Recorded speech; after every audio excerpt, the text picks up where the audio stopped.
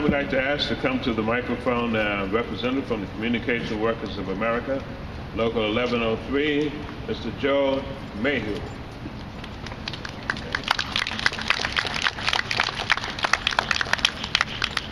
A little high for me.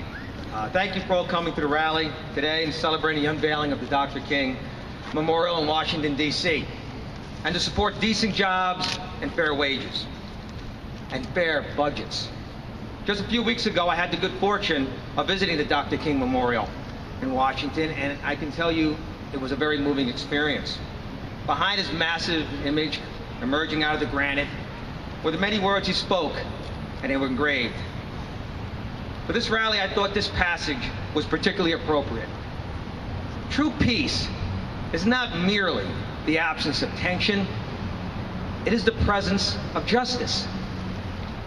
These words were spoken in 1958, yet today we are experiencing the worst economic injustice in decades.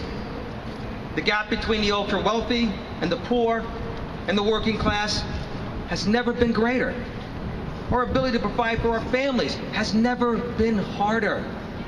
The Communication Workers of America represent 45,000 workers involved in a contract dispute. Just a few weeks ago, we spent 2 weeks on a picket line striking against a greedy, multi-billion-dollar telecommunication giant, Verizon. We were forced on strike because Verizon would not bargain fairly. That strike and the negotiations that are still going on today were about three things: jobs, jobs, jobs. These were jobs that the union currently represents and is trying to maintain as good jobs. These are jobs that we should have, and jobs that need to be brought back to America from overseas contractors, for workers who have very little rights and even less protections. And those jobs, the most important thing, is those jobs belong to everyone right here. It is these jobs that will restore our economy and reduce the deficit.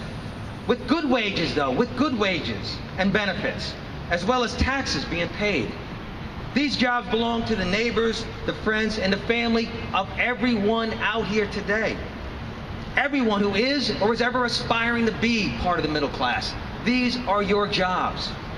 Dr. King understood the labor movement and job security are essential, not only for reducing poverty, but for growing the middle class. Because not only are union jobs good middle-class jobs, but they put the presence of the union, which helps balance power between the workers and the employers, benefiting not just the unionized workers, but all low and middle-income workers, and reducing inequality. Verizon made $22 billion in profits in the last 4 years, and during that same time paid their 5 executives $258 million. Companies like Verizon that make billions in profits have a responsibility to reinvest in our future and create good American jobs and not outsource them overseas. Verizon can easily afford to treat its workers fairly, bring jobs back to this community, and still be profitable. Our fight is your fight. And because it is a fight of the aspiring middle class, it is a fight for those who wish to maintain the middle class, and it is a fight for the future of those workers who come after us. If a profitable company like Verizon can strip its good middle-class jobs by gutting a contract, what chance does any other worker have of achieving and reaching the American dream?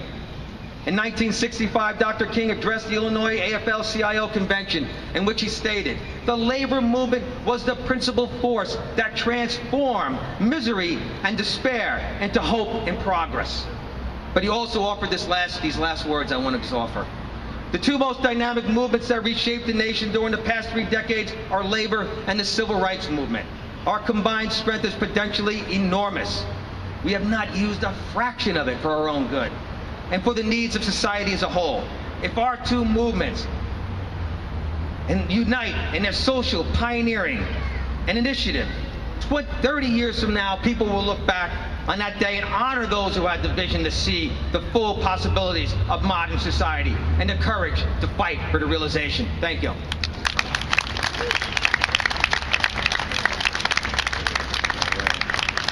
Our next speaker